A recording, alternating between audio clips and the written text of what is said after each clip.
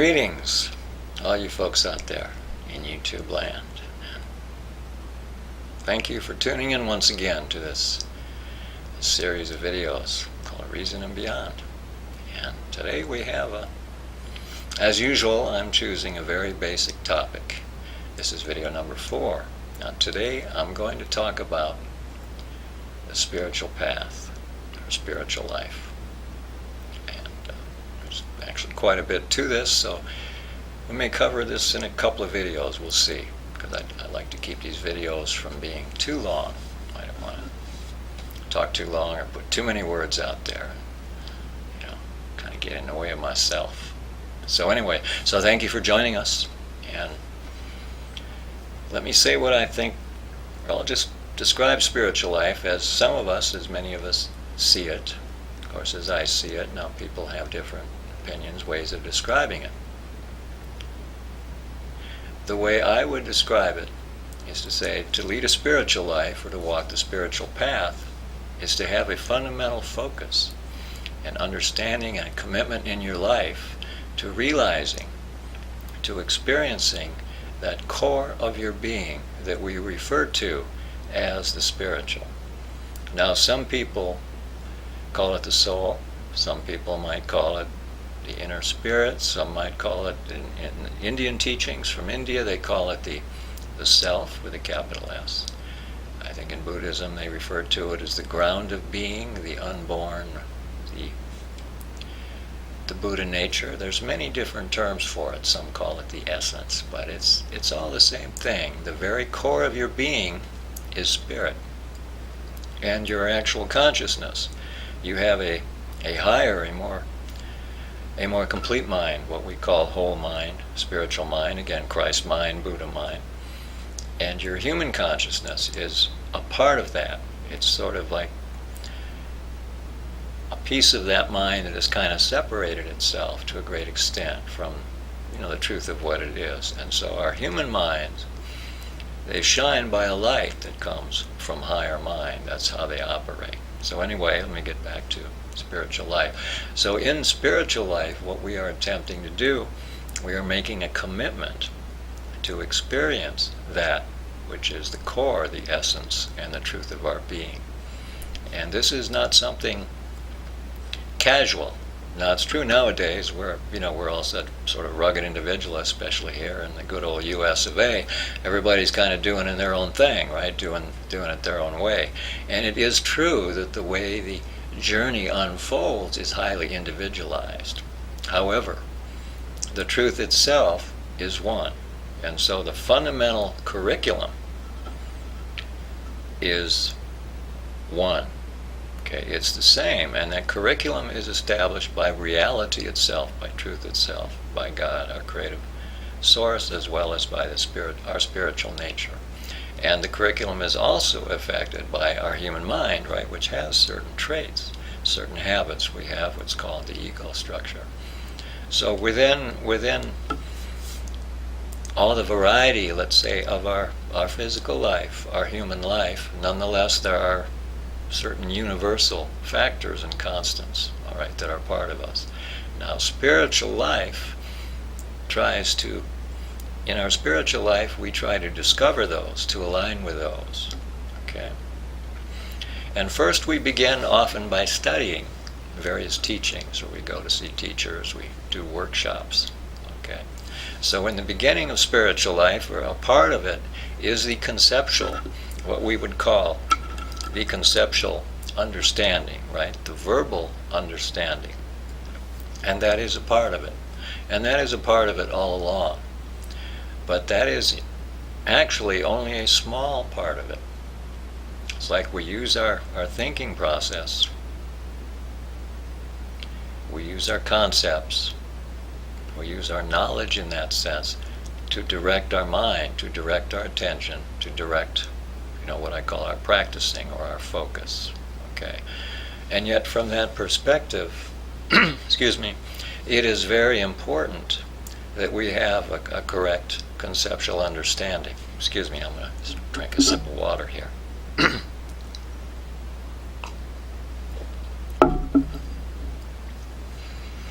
Now generally, we find that understanding, okay, we reach that understanding by studying various spiritual teachings. And nowadays there are all kinds of teachings available. Huge variety of teachings, both all the traditional teachings from what are called I call them the Enlightenment traditions, or they're called the wisdom traditions, as well as new teachings that have come up more recently, insights from more modern individuals, teachers who have their own experience. So there is quite a wide variety of teachings out there, and that's generally where we start directing our mind in the right direction, and that can be kind of confusing. So all you can do, like anything else in life, is you can do your best, and you can search, and you can listen, you can read, you can go see teachers, and eventually you'll get sort of honed in on what seems to be the path, the way for you. Like I say, it's highly individualized, and it seems like the way it works, there is one way, sort of one path, often one particular teaching, and often it's not a particular teacher or teachers in a particular lineage or line of teaching that you will spend a lot of time with, and that will take you deep into the core of what you are. Now, because of our modern mind and all the information available, we often sort of move around and we will see different teachers, and all that is fine. But at some point it's real important to find a very authentic teaching, right, that is aiming all the way to the end, to what we call the full awakening, the spiritual awakening, spiritual realization, which is a direct experience in consciousness of what you are.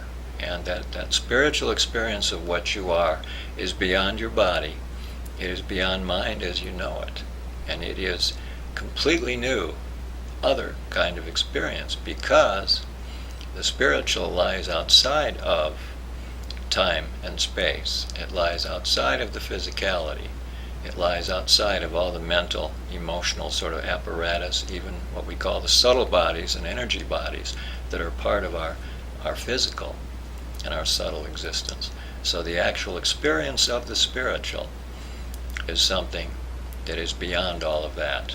And in most cases, we need help, right? We need to work with a teaching and a teacher, and that's what I recommend to people. There are the occasional individuals who seem to have a spontaneous awakening without having done a lot of spiritual work, but the thing is, they probably have done it in an earlier life cycle, in their journey here through time and space.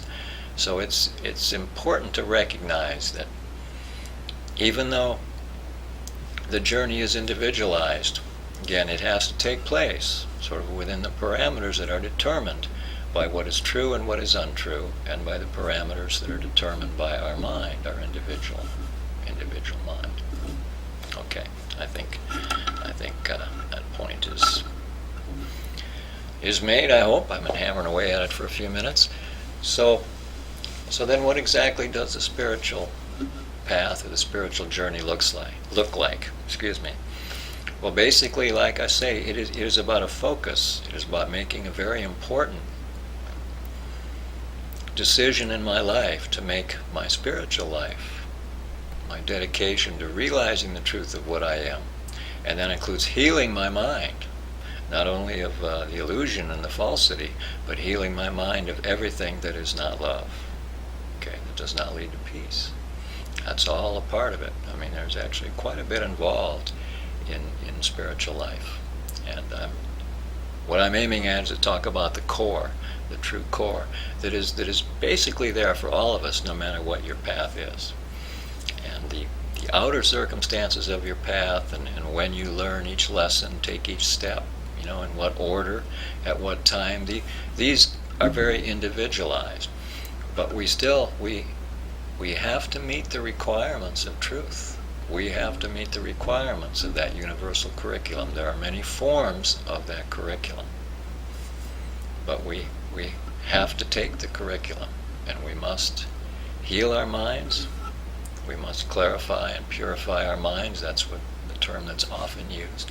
Our minds and our hearts. And we must align our consciousness with the truth of what we are. And happens in all kinds of different ways. If we do that, then we will begin to have that fundamental, some level of what we call spiritual experience or contact. And the way it works with the spiritual, as with anything else, it's experience. It's experience that brings conviction, isn't it? Conviction of what is true. And yet we may be living a spiritual life, we may be on a path for quite a while before we begin to have real, deeper, authentic spiritual experience. So on the path, and this is actually true all the way through, but especially in the beginning, we have to operate to a degree on faith and even on our intuition. Now, I think most people who step on a path, maybe they've had experiences, because it's possible to have spontaneous experiences that come out of nowhere and indicate to you reality in life is a lot more than I thought it was. But that does not happen to everybody. And unfortunately, some of us, even as children, somehow we kind of carried a memory in, and we have a feeling for it, and then later in adulthood we often forget. Later in adulthood it comes back. Okay, so in those lucky cases we actually have some experience or strong intuition to sort of base our faith on. But then there are those where perhaps that hasn't happened to you yet, and if that's the case, you just have to sort of go with that inner feeling. Everybody, I think, if you really look and really feel yourself within and really look at life and look at its beauty and look at the unity, look at nature, you will definitely get the feeling that there is more to life than just the physical. Okay, we're getting about to our limit here, so I just want to thank you for joining us, and just put in a little plug. Reason and Beyond, my latest book, is coming out next spring on O-Books, is the imprint. And these videos are talk on those themes, and then there's a couple of books that I published recently called From the Christ Mind, Book 1 and Book 2.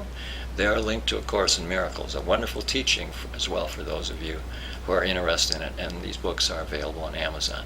So thank you for joining us. God bless us, everyone. Bye-bye.